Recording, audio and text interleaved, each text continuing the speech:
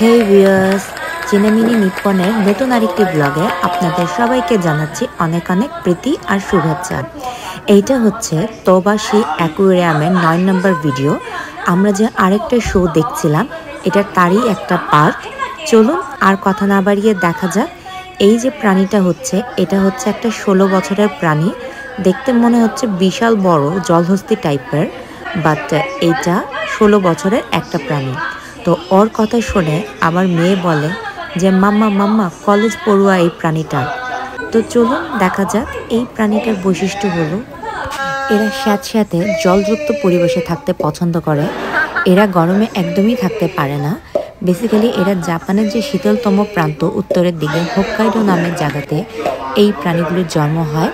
But এই প্রাণীর একটা প্রজাতি নাগোয়ার যে চিড়িয়াখানা আছে সেখানে জন্ম নিয়েছিল।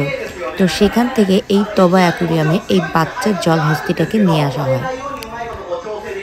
ভিউয়ার্স, আপনারা এখনও যারা চিনামিনি নিপ্পন আমার ইউটিউব চ্যানেলটা সাবস্ক্রাইব করেননি অবশ্যই সাবস্ক্রাইব করতে ভুলবেন না।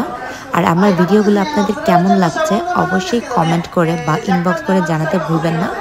তো আর বেশি কথা না বলে চলুন আমরা এই প্রাণীটার খেলা দেখতে থাকি। আপনারা ভালো থাকবেন, সুস্থ থাকবেন।